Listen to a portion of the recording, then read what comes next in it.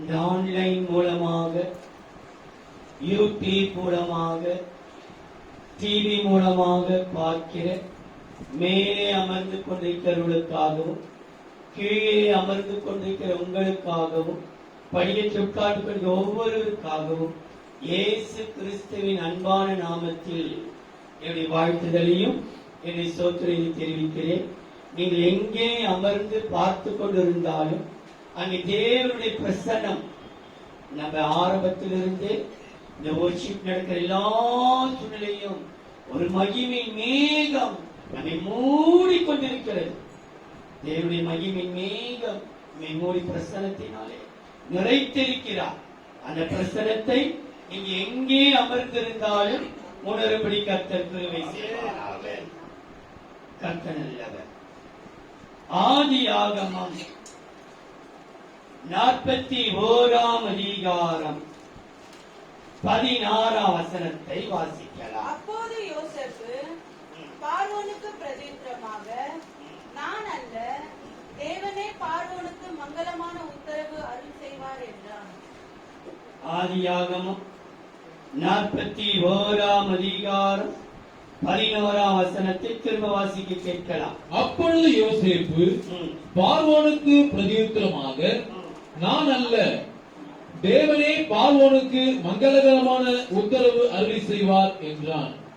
நான் அல்ல, தேவனே மங்களகரமான உத்தரவு அருளி செய்வார். மாதத்தின் கடைசி ஞாயிற்றுக்கிழமை கர்த்தருக்கு வாக்கு தத்தை செய்தியை போல இந்த வார்த்தையை கர்த்தர் கொடுத்திருக்கிறார். நான் அல்ல, நீங்கள் ஆராதிக்கிற உங்கள் தேவனே மங்களகரமான உத்தரவு அருளி செய்வாராக. அவங்களுக்கு உத்தரவு அருள் போகிறார். ஜூலை மாதத்தை முடிக்க போகிறோம், ஆகஸ்ட்ல அடியெடுத்து வைக்க போகிறோம். நம்முடைய வாழ்க்கையில் இருக்கிற எல்லா துக்கங்களுக்கும், எல்லா துயரங்களுக்கும், எல்லா மன வேதனைகளுக்கும், மன சஞ்சலங்களுக்கும் என் தேவன் மங்களகரமான உத்தரவாதம் செய்யப்படுகிறார். அவர் அல்ல, நான் அல்ல, தேவனே உங்களுக்கு மங்களமான உத்தரவாதம் செய்வார். இன்றைக்கு தேவன் நீதியுள்ள உத்தரவு என்று கூட சொல்லியிருக்கிறது. அதை வாசித்து பாருங்கள். 65ஆம் சங்கீதம் 5ஆம் வசனம். 65ஆம் சங்கீதம் 5ஆம் வசனம். பூமியின் கடையாந்திரங்களிலும்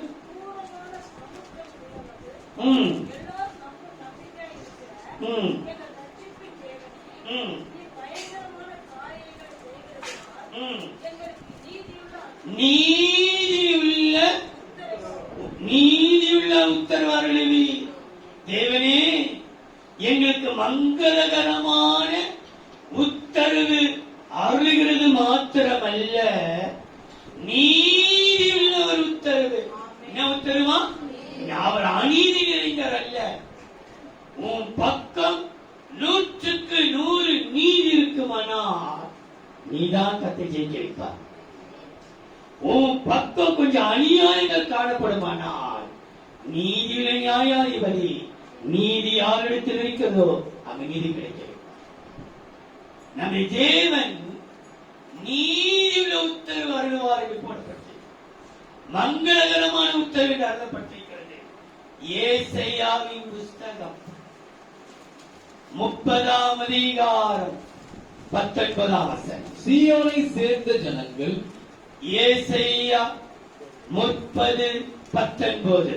சீயோனை சேர்ந்த ஜனங்கள், சீயோனை சேர்ந்த ஜனங்கள் எருசலேமில் வாசமாயிருப்பார்கள். எங்கே வாசமாயிருப்பார்கள்?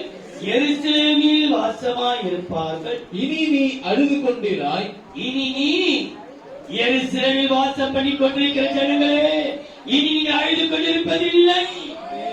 எது உங்களை அழ வைத்ததோ அந்த அழுகையின் பூக்களை கத்தரிக்கு கேட்டிருக்கிறார். கீழே அமர்ந்திருக்கிற பிள்ளைகளே, எருசலேமுக்குள்ள அமர்ந்திருக்கிறவர்களே, அழுகையின் கூக்குரலை கர்த்தர் கேட்டிருக்கிறார். இனி நீங்கள் அழுது கொண்டிருப்பதில்லை. உன் கூப்பிடுதலின் சத்தத்திற்கு அவர் உருக்கமாய் இறங்கி எப்படி இருக்கிறா?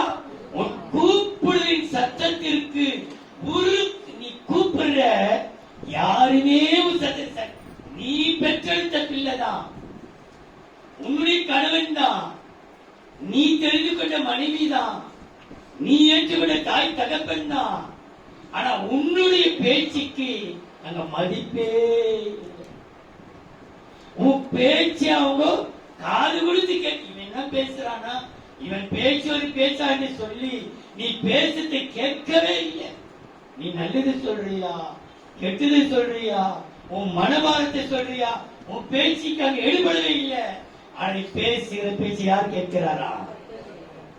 அவர் வசனம் சொல்கிறது மன உருக்கத்தோடு இறங்கி அதை கேட்டவுடனே உனக்கு மறு உத்தரவு அருள்வார். எப்படி உத்தரவு?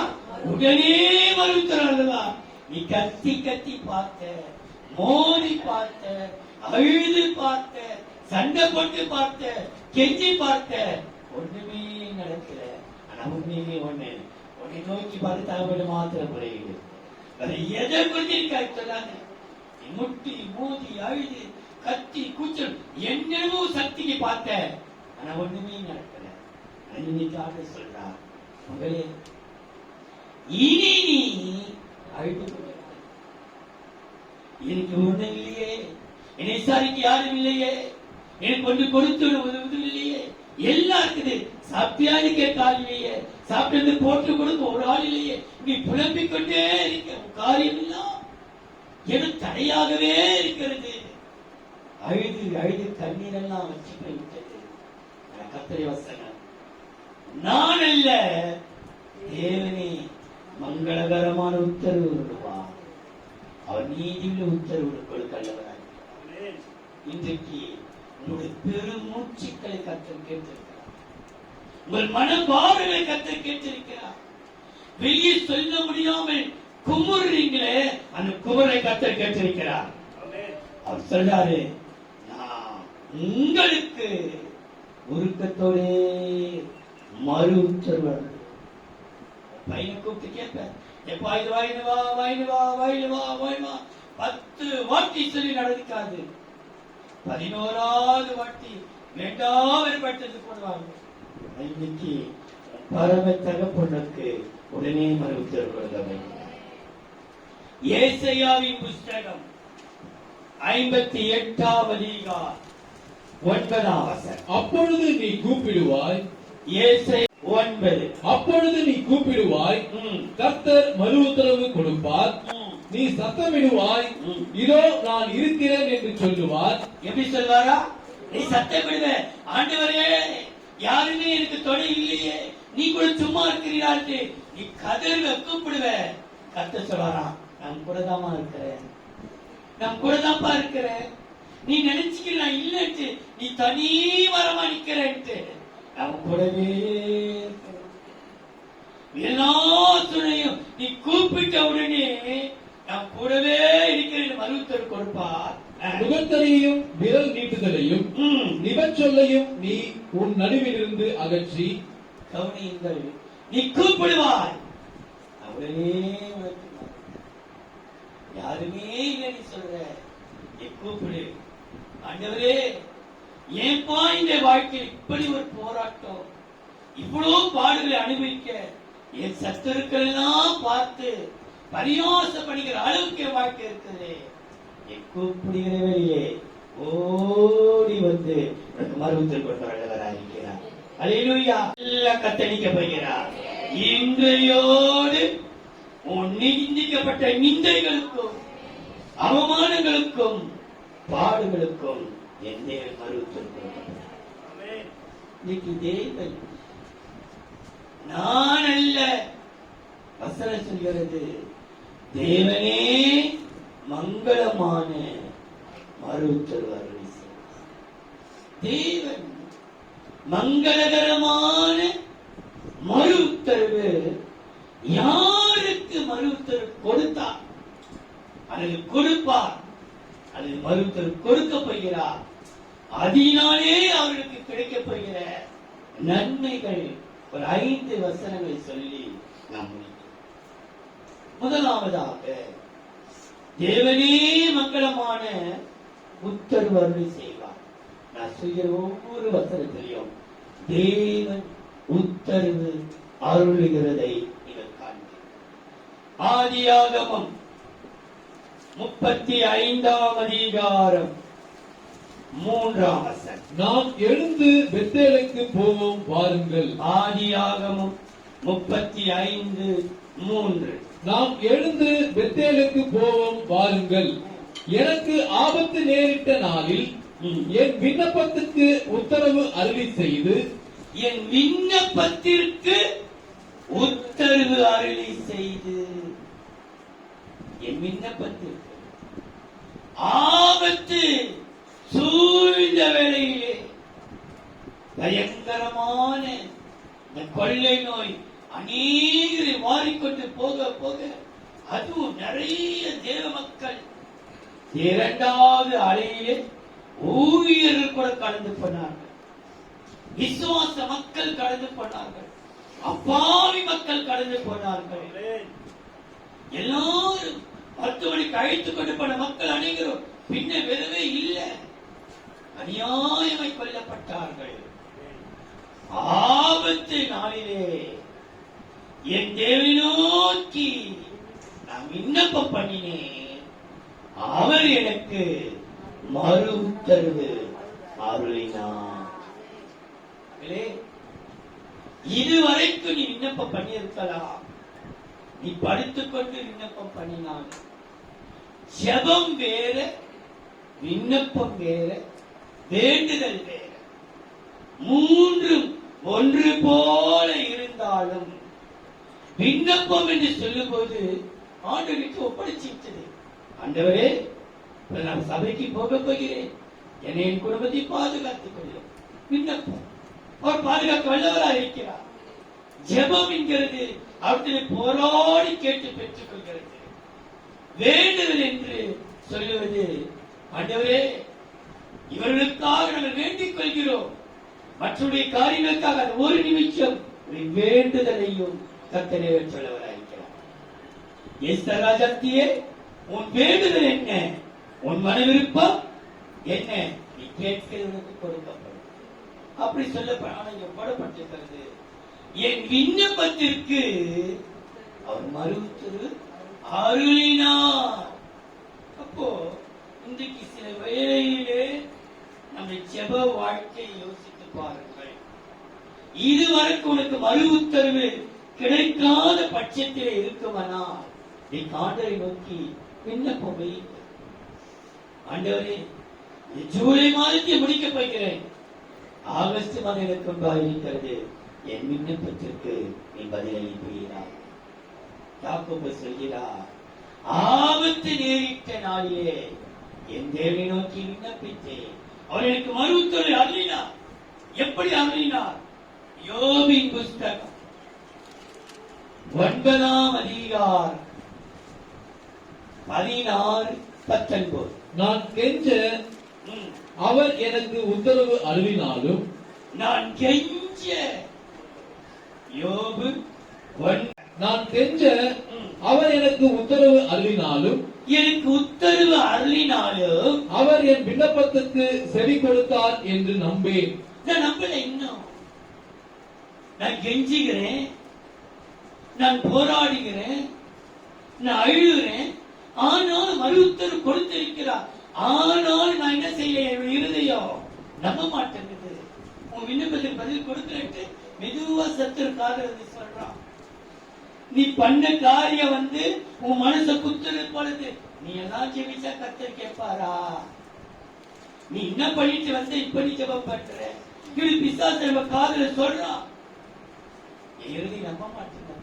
நான் கெஞ்ச நீ மறு உத்தரவு அருளினாலும் அவர் என் விண்ணப்பத்துக்கு செவி கொடுத்தார் என்று என்னுடைய இருதயம் நம்ப மாட்டேங்குதா?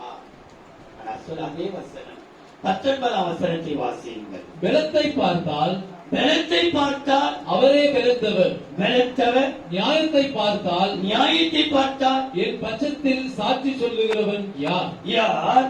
நான் என்னை நீதிமானாக்கினாலும் என் வாயே என்னை குற்றவாளியாக்கும். கவனியுங்கள், பலத்தை பார்த்தால் அவரே பலன். என் சரீர பலவீனம், பலவீனத்தினாலே என்னால் விண்ணப்பிக்க முடியல. ஆண்டவரே, என்னுடைய பலவீனமான சூழ்நிலையை நீ அறிந்திருக்கிறப்பா. கர்த்தர் சொல்கிறார், நீ பலவீனம் உள்ளவன் என்பது எனக்கு தெரியும், நீ பலவீனப்பட்டவன் என்பது தெரியும். ஆனா உன் விண்ணப்பத்திற்கு இன்றைக்கு தேவனே மங்களமான உத்தரவு அருளுகிறார். அது உத்தரவு எப்படிப்பட்ட உத்தரவு பாருங்கள்.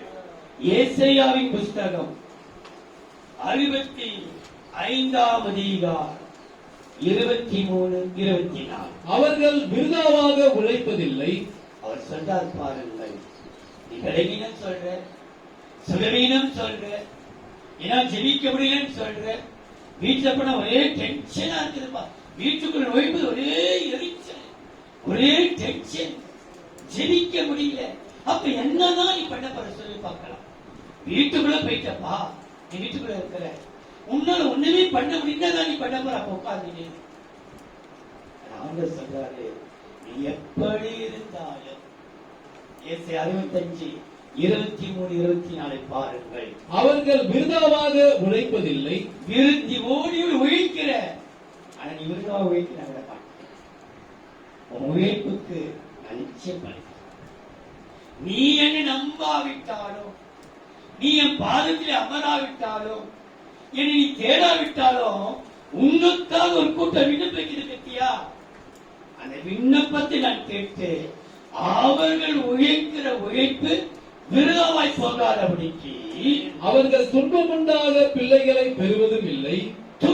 பிள்ளையினாலே உனக்கு துன்பம் வராது. நீ பெற்றெடுக்கிற பிள்ளை, உன் புருஷனாலே, உன் பேர பிள்ளைகளாலே, உன் மருமகளாலே, உன் மக்களாலே உனக்கு துன்பம் வராது. இது வந்து நினைச்சிட்ட, நம்ம தெரியாம இந்த வாழ்க்கை எடுத்துட்டோமா, இவ்வளவு துன்பம் இருக்குது, தெரியாம இந்த காரியத்துல கை வச்சுட்டோமா, இவ்வளவு துன்பம் இருக்குது, தெரியாம இதுல காலை வச்சுட்டு தலையில எல்லாம் போராட்டம் இல்ல. துன்பம் இல்லாமல் நடத்துவதற்கு தேவனே உனக்கு மங்களகரமான உத்தரவு இன்றைக்கு அருள்கிறார். துன்பம் உண்டாத பிள்ளை பெறாமல் அவர்களும் அவர்களோடு கூட அவர்கள் சந்தானமும் கர்த்தராலே ஆசீர்வதிக்கப்பட்ட சந்ததியாய் இருப்பார்கள். எப்படிப்பட்ட சந்ததியா இருப்பார்களா? ஆசீர்வதிக்கப்பட்ட சந்ததி. நீ சபிக்கப்பட்ட சந்ததி அல்ல. உன்னை சொல்றாங்க, நீ எப்ப பார்த்தாலும் சாபத்துக்குரியவள், நீ சாபப்பட்டவள், இனி நீ சாபத்தில் தான் வாழப்பட. கர்த்தர் சொல்றார், தேவனே மங்களமான உத்தரவை செய்கிறார். நீ யாரா? ஆசீர்வதிக்கப்பட்ட சந்ததி. இந்த நாள் முதல் கொண்டு உன் நெற்றில கர்த்தர் எழுதுகிறார், மகளே, என் மகனே, நீ ஆசீர்வதிக்கப்பட்ட சந்ததி. ஏன் தெரியுமா? ஆசீர்வதிக்கப்பட்ட சந்ததிக்கு தேவன் செய்கிறதை பாருங்கள். 24ஆம் வசனம். அப்பொழுது அவர்கள் கூப்பிடுவதற்கு முன்னே நான் மறு உத்தரவு கொடுப்பேன். அவர்கள் பேசும்போதே நான் கேட்பேன். பேசுவதற்கு முன்பாகவே நான் கேட்பேன். உன் பிரச்சனை நான் கேட்கிறேன். யார் உன் பிரச்சனை காது குத்தி கேட்கிறாங்க இல்லையுமா, கர்த்தர் கேட்பார்கள். அப்படின்றால் தேவன் விண்ணப்பம் பண்ணுகிறவர்களுக்கு மங்களகரமான உத்தரவு அருளுகிறார். என்ன உத்தரவு? நீ ஆசீர்வதிக்கப்பட்ட சந்ததிமா. அப்பா, நீ ஆசீர்வதிக்கப்பட்ட சந்ததி. நீ சபிக்கப்பட்டவன் அல்ல. நீ பா, இனி நீ தொட்டதெல்லாம் ஜெயமா விளங்க போகிறது, உன் கைக்கு வரப்போகிறது. நீ எதை செய்கிறாயோ அதையெல்லாம் கர்த்தர் ஆய்க்கப்பட போகிறார். ஏன் தெரியுமா? நீ ஆசீர்வதிக்கப்பட்ட சந்ததி. ஒரே சொல்லும், நீ ஆசீர்வதிக்கப்பட்ட சந்ததி என்று அறிந்து கொள்வார். ஆகையினாலே நான் முதல் குறிப்பை முடிக்கிறேன். தேவனே மங்களகரமான மருத்துவர் அருள்வார். யாருக்கு? விண்ணப்ப பண்ணுகிறவர்களுக்கு மருத்துவர். இப்படிப்பட்டவர்கள் நீ ஆசீர்வதிக்கப்பட்ட சந்ததி. நீ சாபத்தில் பிறந்தவர் அல்ல, சாபப்பட்டவர் அல்ல. இன்னும் ஒரு வசனம் எனக்கு ஞாபகம் வருது. நான் நினைக்கிறேன் 61ஆம் அதிகாரம் ஏசாயா 9ஆம் வசனம் அப்படி போடப்பட்டிருக்கு. ஆசீர்வதிக்கப்பட்ட சந்ததி என்று அங்க சொல்லப்பட்டிருக்கு. ஏசாயா அவர்கள் சந்ததியானது 61ஆம் அதிகாரம் 9ஆம் வசனம். அவர்கள் சந்ததியானது ஜாதிகளின் நடுவிலும் எந்த ஜாதியில எல்லா ஜாதிகளின் நடுவிலும் அவர்கள் சந்தானமானது ஜனங்களின் நடுவிலும் அறியப்பட்டிருக்கும். அவர்களை பார்க்கிற யாவரும் அவர்கள் கர்த்தரால் ஆசீர்வாதம் பெற்ற சந்ததி என்று அறிந்து கொள்வார்கள். உங்களை பார்க்கணும் எப்படி சொல்லுவாங்க? இவங்க கர்த்தராலே ஆசீர்வதிக்கப்பட்ட சந்ததி, இவங்க கர்த்தரால் ஆசீர்வதிக்கப்பட்ட சந்ததி. ஐயோ பாவை என்று சொல்லாத அளவுக்கு உன் நெற்றில் ஆசீர்வதிக்கப்பட்டது என்று சொல்வார்கள். விண்ணப்பத்துக்கு மறு உத்தரவு அருளி ஆசீர்வதிக்கப்பட்ட சந்ததி என்று சொல்லுவார். இரண்டாம் என்னாகமம் 22ஆம் அதிகாரம் 8ஆம் வசனம். அவன் அவர்களை நோக்கி, என்னாகமம் 22ஆம் அதிகாரம் 8ஆம் வசனம், 11ஆம் வசனம், 13ஆம் வசனம். அவன் அவர்களை நோக்கி, ராத்திரிக்கு இங்கே தங்கியிருங்கள், கர்த்தர் எனக்கு சொல்லுகிறபடியே உங்களுக்கு உத்தரவு கொடுப்பேன் என்றான். உத்தரவு கொடுப்பேன் என்றான். அப்படியே மோவாபின் பிரபுக்கள் பீலேயாமிடத்தில் தங்கினார்கள். பூமியின் விசாலத்தை மூடுகிற ஒரு ஜனக்கூட்டம் எகிப்திலிருந்து வந்திருக்கிறது. ஆகையால் நீ வந்து எனக்காக அவர்களை சபிக்க வேண்டும். அப்பொழுது நான் அவர்களோட யுத்தம் பண்ணி ஒருவேளை அவர்களை துரத்தி விடலாம் என்று சொல்ல சொன்னான் என்றான். பீலேயாம் காலமே எழுந்து பாலாக்கின் பிரபுக்களை நோக்கி நீங்கள் உங்கள் தேசத்துக்கு போய்விடுங்கள், நான் உங்களோடு கூட வருகிறதற்கு கர்த்தர் எனக்கு உத்தரவு கொடுக்க மாட்டோம் என்கிறான் என்று சொன்னான். கர்த்தர் என்ன சொல்லிட்டாரு? அவனை சபிக்க அழைக்கிறாங்க. நீ என்ன போக கூடாது. அந்த கூட்டம் எப்படிப்பட்ட கூட்டம்? ஆசீர்வதிக்கப்பட்ட கூட்டம். நீ சபிச்சினா கர்த்தர் மறுத்தல் கொடுக்க மாட்டோம் என்கிறார். இன்னைக்கு நம்ம யாரையுமே அனாவசியமா சபிக்க கூடாது. யாரையும் அனாவசியம் நீ சபிப்பாயனா கர்த்தர் மறுத்தல் கொடுக்க மாட்டார். அப்ப கர்த்தர் யாருக்கு மறுத்தல் கொடுப்பார் என்றால், நீ யாரை ஆசீர்வதிக்கிறாயோ உடனே கர்த்தர் மறுத்தல். இன்னைக்கு ஆசைக்கப்பட்ட ஜனங்கள் அநேக பேர் நம்ம சொல்றாங்க பத்தியா, பாஸ்டர் அவங்க என்னை பத்தி என்ன பேசுறாங்க தெரியுமா, அவங்க குடும்பம் எப்படி போவோம் தெரியுமா, அவங்க பிள்ளைங்க வண்டியில போறாங்க என்ன போவோம் தெரியுமா, 2 வீலர்ல போறாங்க என்ன ஆகும் தெரியுமா. நான் சொல்றேன் அவங்க 4 வீலர்ல வருவாங்க. நீ சொல்ற 2 வீலர் போயிட்டு அப்படியே போயிடுவாங்கட்டு. நான் சொல்றேன் ஏசி நாமத்தே 2 வீலரை எடுத்து போட்டு கட்ட 4 வீலர் கண்ணால் பார்க்க வைப்பாங்க. தேவன் வந்து சபிக்கிறோடு கத்த இருக்க மாட்டா. நீ என்ன சாபவிட்டா தீர்க்க தரிசி அழைக்கிறார். ராஜா நீ எனக்காக வந்து இந்த கூட்டத்தை நீ சபிக்கணும். வசனம் சொல்கிறது அந்த 13ஆம் வசனத்திலே பிள்ளையார் சொல்கிறாரு, நான் கர்த்தர் எனக்கு மறு உத்தரவு கொடுக்க மாட்டேன்னு சொல்லிட்டாங்க, சபிக்க மாட்டேன். அதே பிள்ளையே இன்னைக்கு மனமா நம்ம யாரையும் ஆசீர்வதிக்காக கூட பரவாயில்லமா, யாரையும் சபிக்க வேண்டிய அவசியம், யாரையும் சபிக்க. ஒன்றை புரிந்து கொள், நம்மை யாராவது சபித்தா சபிக்கின்ற ஆசீர்வதிக்கப்பட்ட மாறுமை தவிர நம்ம கர்த்தர் அழிக்க விடவே, நம்ம அழிக்க நினைச்சா நம்மை சபிப்பாங்க, முறுமுறுப்பாங்க, சாபமிடுவாங்க, என்னென்னமோ செய்வார்கள். ஒன்று தேவன் விண்ணப்பிக்கிற ஜனங்களுக்கு மறுத்தல் கொடுக்கிறது போல, இரண்டாவது சபிக்காதவர்களுக்கு அவர் மறுத்தல் அப்படின்றார். ஆசீர்வதிக்கிறவர்களுக்கு அவர் மறுத்தல் கொடுத்தார். எதற்காக மறுத்தல் கொடுக்கிறார் பாருங்கள். உபாகம் என்னாகமம் 23ஆம் அதிகாரம் 20ஆம் வசனம். இதோ 23 இதோ ஆசீர்வதிக்க கட்டளை பெற்று ஆசீர்வதிக்க கட்டளை பெற்று அவர் ஆசீர்வதிக்கிறார், அவர் ஆசீர்வதிக்கிறார். அதை நாம் திருப்ப கூடாது. அதை நான் யார் சொல்லிருக்கீங்க? அதே பிள்ளையார் சொல்றார். அப்ப திருப்பதற்கு யாருக்கு அதிகாரம் கொடுத்திருக்கிறார் ஆண்டவர்? இப்ப ஆண்டவனை ஆசிரிக்கிறாருமா? ஆண்டவனை ஆசிரியத்தை நான் பார்க்கிறேன்.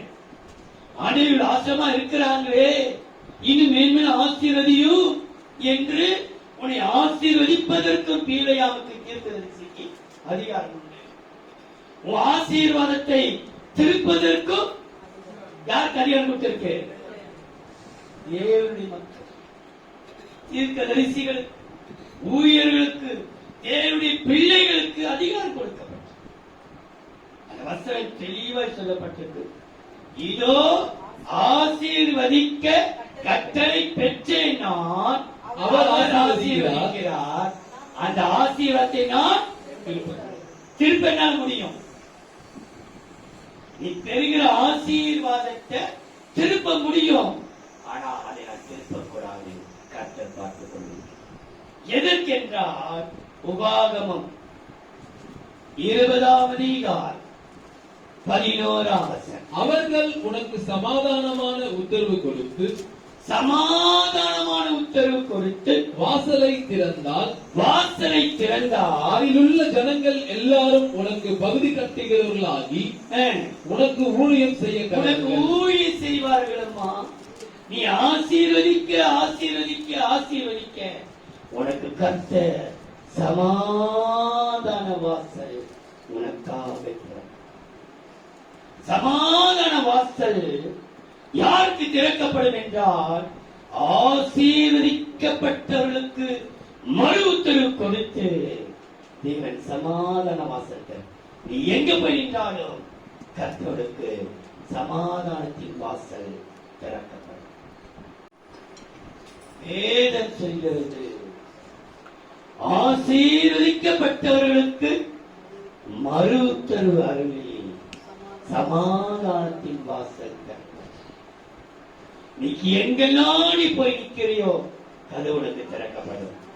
வெளியில போ போ போ. சில வாட்ச்மேன்டோ ஓனரமா கூட பார்க்க விட மாட்டேன். போ போ போ வெளியே இருக்கும்.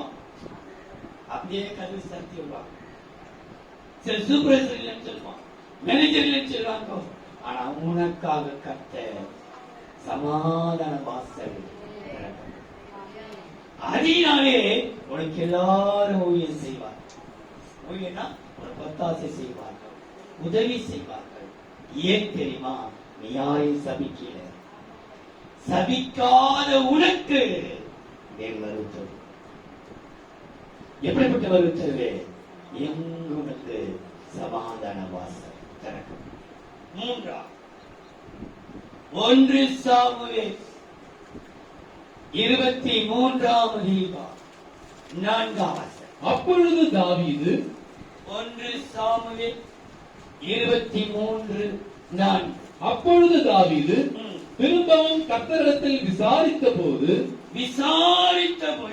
கர்த்தர் அவனுக்கு உத்தரவாக நீ எழும்பி கேகிலாவுக்கு போ, நான் பெலிஸ்தரை உன் கையில் ஒப்புக் கொடுப்பேன் என்றார். சத்துருவை அடக்குவதற்கு என் மறு உத்தரவு கொடுக்கிறார். பெலிஸ்தரை அடக்கணும்.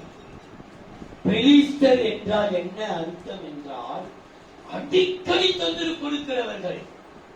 எப்போதோ ஒரு வாட்டி அல்ல, பொழுது விடிஞ்சு பொழுது போனா காலையில ஒரு பிரச்சனை, மதியானம் ஒரு பிரச்சனை, சாயங்காலம் ஒரு பிரச்சனை, ராத்திரி ஒரு அடிக்கடி.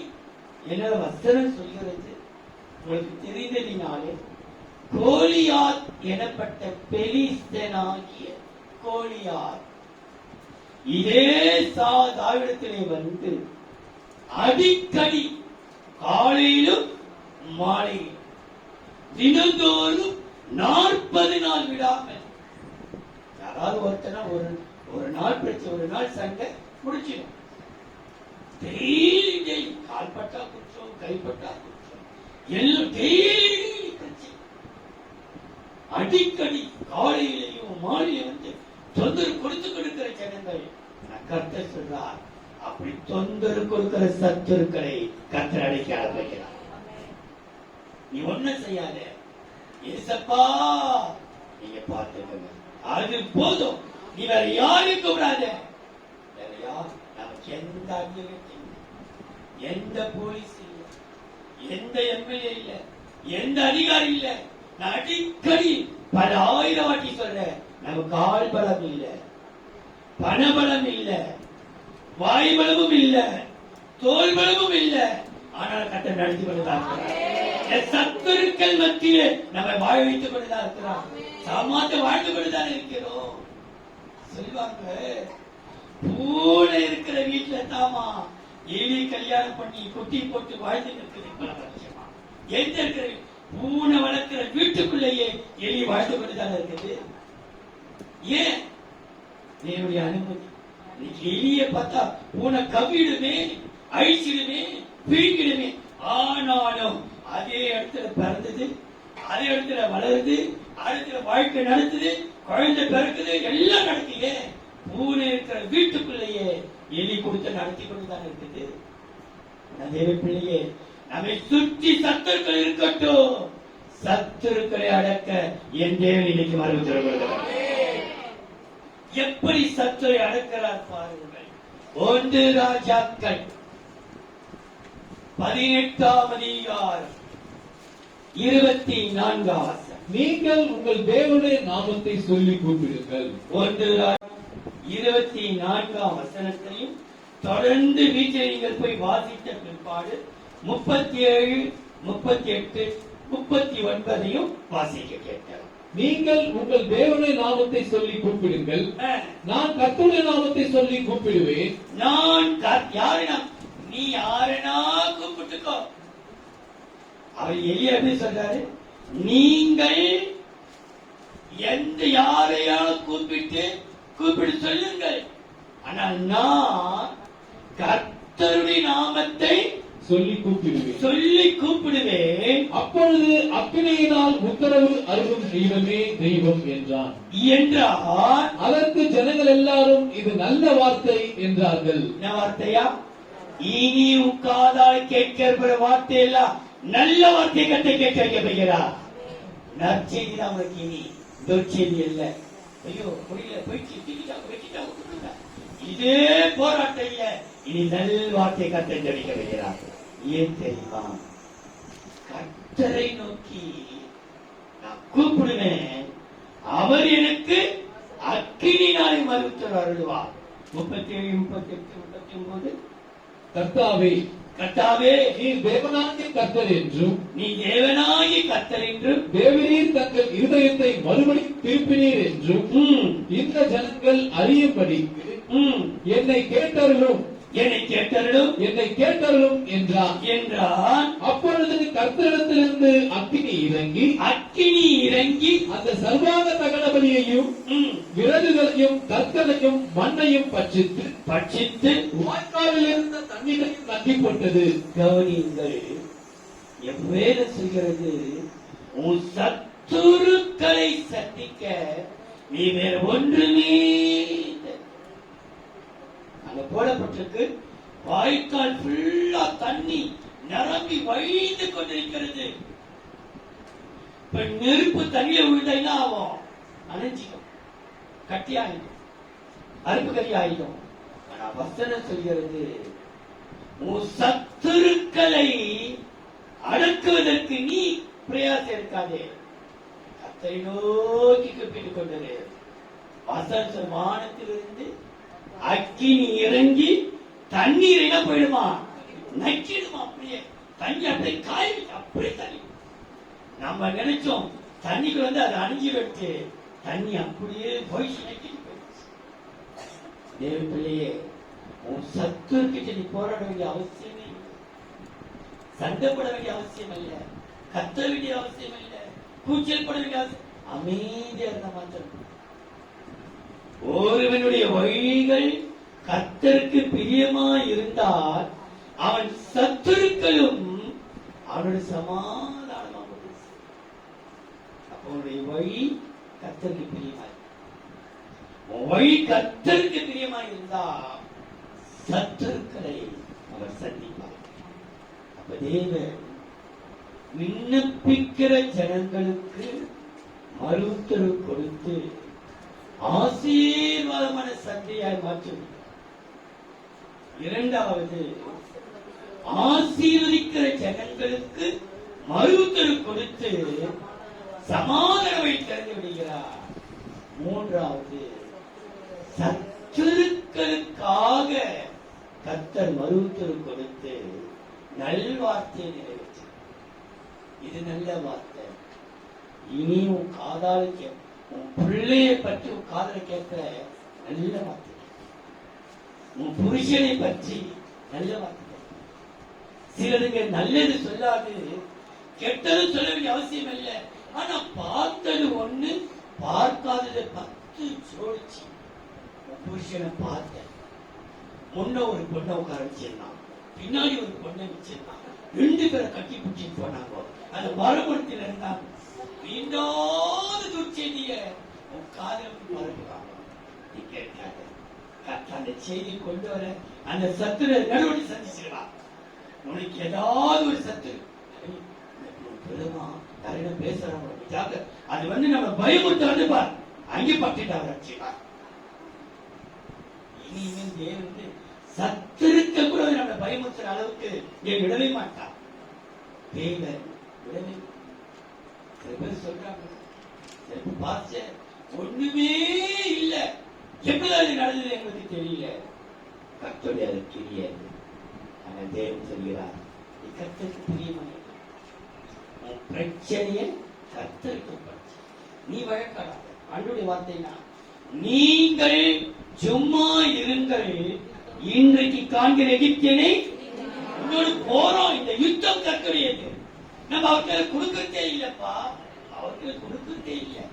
நம்ம எடுத்து நான் பார்த்துற பொண்ணு பண்ணி எல்லா ஆலோசனையும் கிடைச்ச சப்பட்டாயிட்டு ஒண்ணுமே முடியல. ஆண்டவரே அவர் சொன்னார், இதுக்குத்தான் நான் சொன்னேன், முன்னாடியே கொடுத்தா என்னைக்கே அந்த சத்தியத்தை சந்திச்சு பண்ணி அவனை வளர விட்டது யாரு? நீதான் வளர விட்ட. உன் சத்துரு அதிகமா வளர்றதுக்கு காரணம் நீதான். விதைச்சது நம்ம நல்லதுதான் விதைச்சோம், விதை விதைச்சோம். எப்படி கூட கலையை வளர்த்து சத்துரு விதைச்சோம், அதை வளர விட்டோம். ஆனா கர்த்தரை பிடுங்கி அக்கினியை சுட்டு.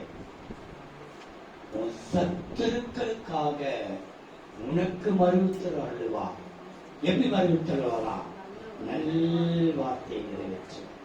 எதெல்லாம் கர்த்தருக்கு நல்ல வார்த்தையை சொல்லியிருக்கிறாரோ அது அத்தனை நிறைவேற்று. நன்றா யோபின் புஸ்தகம் 12ஆம் அதிகாரம் 4ஆம் வசனம்.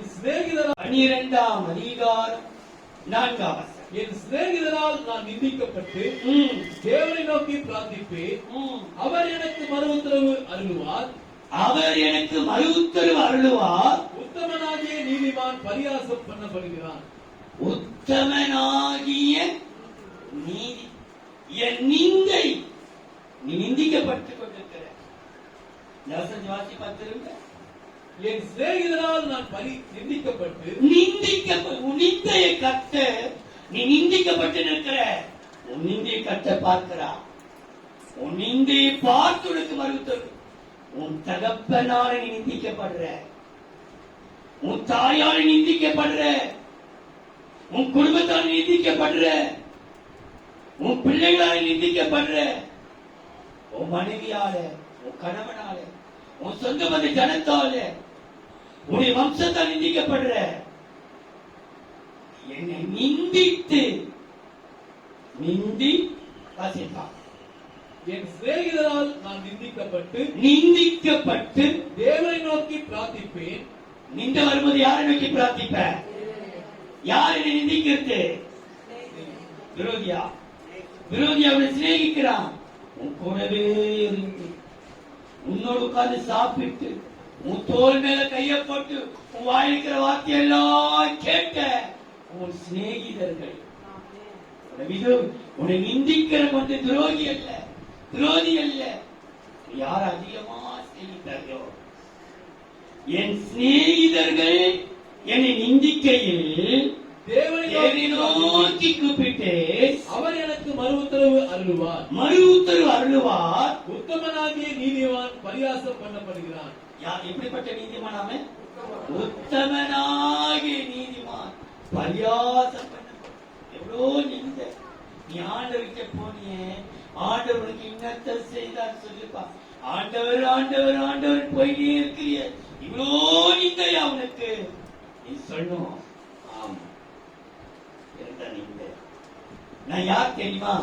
வெறும் நீதிமான் அல்ல, உத்தமனாகிய நீதிமான் பரியாசம் பண்ண. என்னை நிந்திக்கட்டும், என் சத்துரு நிந்திச்சான், இப்ப சிநேகிதர் நிந்திக்கிறாங்க, கூட பிறந்த பிறப்புகள் நிந்திக்கிறாங்க, குடும்பம் நிந்திக்குது, நிந்திக்கட்டும். எவ்வளவு நாள் நிந்திக்கட்டும். இந்த நிந்தைக்கு யார் மறுத்தல் கொடுக்கிறது? என்னை நிந்திக்கிற வழியில் ஆண்டவே, யார் இந்த ஃப்ரெண்டு நிந்திச்சுட்டான், அந்த ஃப்ரெண்டு கிட்ட போய் சொல்றாங்க, கதையே தேவையில்லை. சில பேருக்கு இங்க ஒரு 6 மாசம் இவங்க பக்கத்தால இருக்கும், 6 பாக்க அங்க இருக்கும், 3 மாசம் அங்க இருக்கும், இந்த பக்கம் 3 மாசம், 3 மாசம் ஒரே ஜெகஜோதி அந்த குடும்பத்தில் ஒரே ஒட்டி கொலாவி கொஞ்சி அடுத்த 3 மாசம் ஒரே அடியோ தடியோ சண்டை இருக்கும். இந்த குடும்பத்தோட ஒட்டி என்னமா இந்த பொம்பளை இதுக்கு ஈனமான இருக்குதா? சோத்தாக்குறது என்ன ஜென்மம் வைதுங்க? ஈனமான எல்லாத்துக்கு இருக்குது. சில பேர் சொல்லுவாங்க, நான் சொல்லல, நான் சொல்லல, நான் சொல்ல போறேன். நீ பண்ற கூத்தால மாதிரி ஒரே கொஞ்சம் தின்னா கொலாவத்தின்னா ஒரு 3 மாசம் வரைக்கும் அதே சொல்லும், கொஞ்சம் பொருங்க பார்த்த 3 மாசம் ஆகி முடிக்க உட்காரிங்கள பார்வோடு செய்யணும். ஒருத்தர் அச்சு அந்த 3 மாசம் நடந்த கதை எல்லாரும் விட்டு பண்றது தேவையாயிருக்கு. ஆனா ஒண்ணு, இந்த நிந்திக்கிற இந்த சிநேகிதர்களையும் தேவன் எவ்வளவு நீங்க அதேதாமா சத்துருக்களால் ஒரு நிந்தை நம்ம சகிச்சிருவோம்.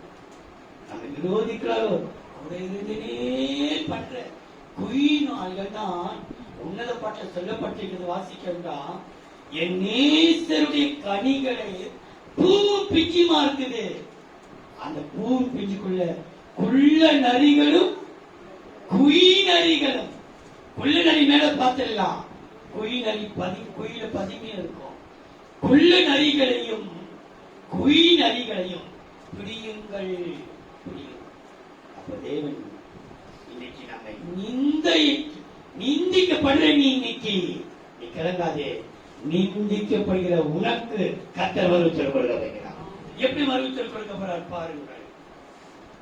யோபின் புஸ்தகம் 31ஆம் அதிகாரம் 35. என் வழக்கை கேட்கிறவன் ஒருவன் இருந்தால் நலமாயிருக்கும். யோபு 5 என் வழக்கை கேட்கிறவன் ஒருவன் இருந்தால் நலமாயிருக்கும். அப்ப எல்லா சிநேகிதரும் போயிட்டாங்க, எல்லா சிநேகிதரும் போயிட்டாங்க. என் வழக்கை கேட்க யாருமே இல்ல. என் வழக்கை கேட்க ஒருவன் இருந்தால் நலமாயிருக்கும். இதோ இதோ சர்வ வல்லவர் எனக்கு உத்தரவு அருளி செய்யவும். ஒருத்தருக்கு மறுத்தல் கொடுக்கல, ஆனா சர்வ வல்லவர் எனக்கு மறு உத்தரவு அருளி செய்யவும், என் எதிராளி தன் வழக்கை எழுதி கொடுக்கவும் எனக்கு விருப்பம் உண்டு. எதிராளி சமாதானமா இருக்கிற எழுதி கொடுக்க சமாதானத்தோடு நாங்க இருக்கிறோம். இன்னும் பிரச்சனை நாங்க வரவே மாட்டோம், உன் பக்கம் தலை வச்சு படுக்க மாட்டோம். ஆண்டவரே அவங்க எழுதி கொடுத்துட்டாங்க. அப்போ தேவனுடைய வார்த்தை, நான் நிந்திக்கப்படுற ஆண்டவரே, என் நிந்தையிலே எனக்கு மறுத்தல் கொடுப்பீர். எப்படி மறுத்தல் கொடுப்பீர் பாருங்கள். யோபு 40ஆம் அதிகாரம் 6ஆம் வசனம் 14ஆம் வசனம். அப்பொழுது கர்த்தர் பெருங்காற்றில் இருந்து, யோபு 40ஆம் அதிகாரம், கர்த்தர் பெருங்காற்றில் இருந்து யோபுக்கு உத்தரவு அருளினார். அப்பொழுது உன் வலது கை உனக்கு ரட்சிப்பு உண்டு பண்ணும் என்று சொல்லி நான் உன்னை புகழ்வேன். கவனிங்கள், கர்த்தர் புகழ்வார். அவரே புகழ்வார்.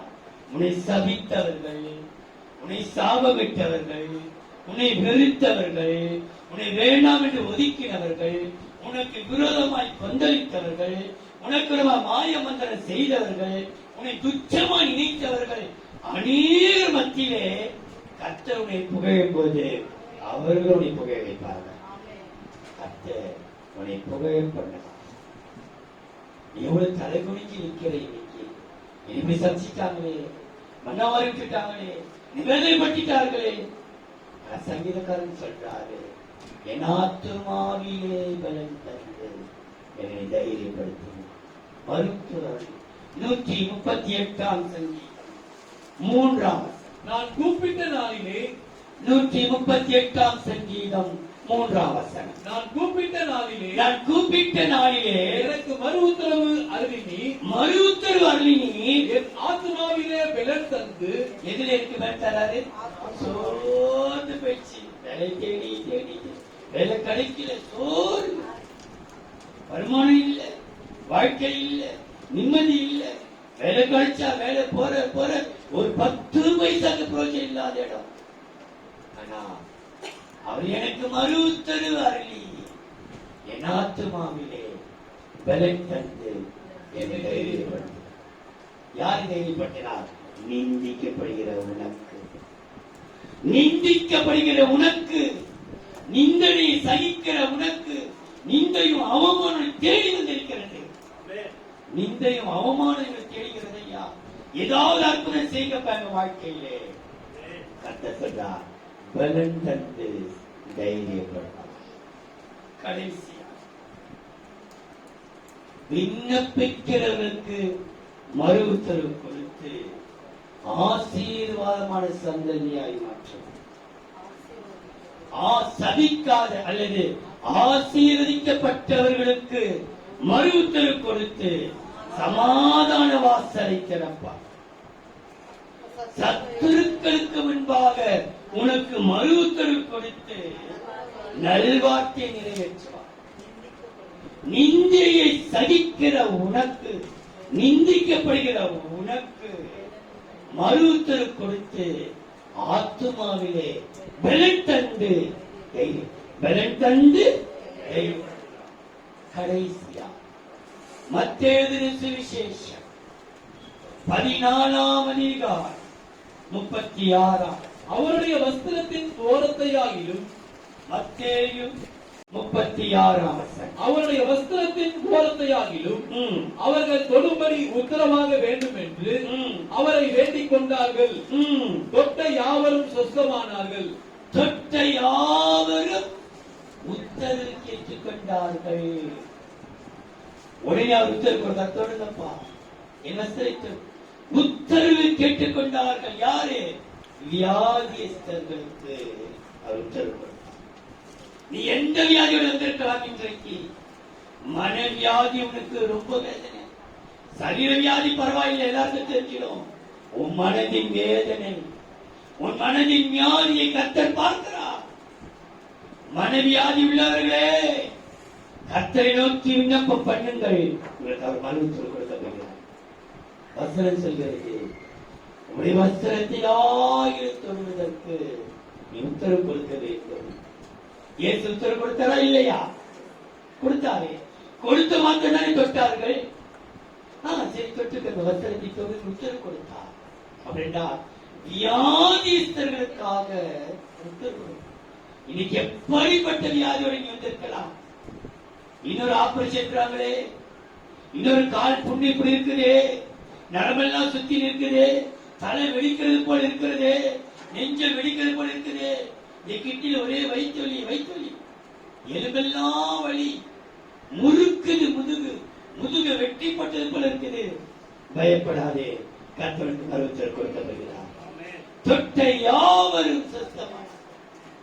வியாதிஸ்தர்களுக்கு அவர் மருத்துவர் கொடுக்கிறார். எதற்கு கொடுக்கிறார் பாருங்கள். ரோமரின் புஸ்தகம் 11ஆம் அதிகாரம் 4-5. அவனுக்கு உண்டான தேவ உத்தரவு என்ன? உத்தரவு என்ன பாருங்க. வஸ்திரத்தோட தொட்டாங்க, நாம தொட்டுட்டோம், சுகத்தை பெற்றுக் கொண்டோம். அவனுக்கு தேவ உத்தரவு என்ன? பாகாலுக்கு முன்பாக முழங்கால் படியிடாத 7000 பேரை எனக்காக மீதியாக வைத்தேன் என்பதே. அப்படி போல இக்காலத்திலேயும் கிருபையினாலே உண்டாகும் தெரிந்து கொள்ளுதலின்படி ஒரு பங்கு மீதியாயிருக்கிறது. உனக்காக ஒரு பங்கு மீதியாயிருக்கிறது. கிருபையின் பங்கு உனக்கு கொடுக்கப்படுகிறார் கர்த்தர். உனக்கு வர வேண்டிய பங்கு உனக்கு வந்து சேரும். யார் ஏமாற்ற நினைச்சாலும் கர்த்தர் ஏமாற்ற விட மாட்டார். பங்கு உனக்கு அது என்ன? கிருபையினாலே உன் பங்கு வந்து கிருபை பங்கை தருவார். யாருக்கு? வியாதியிலே மருத்துவ கொடுத்து, வியாதித்தருக்கு மருத்துவ கொடுத்து கிருபையின் பங்கை தேவன் தருவார். நாம் ஜெபம் பண்ணுவோம்.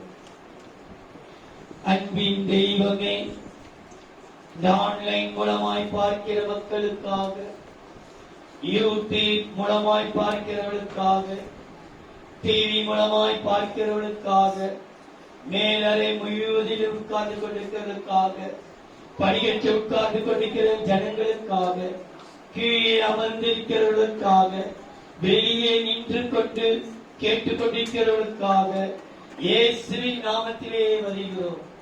தேவனே, மங்களமான மறு உத்தரவு அருளி செய்வார்.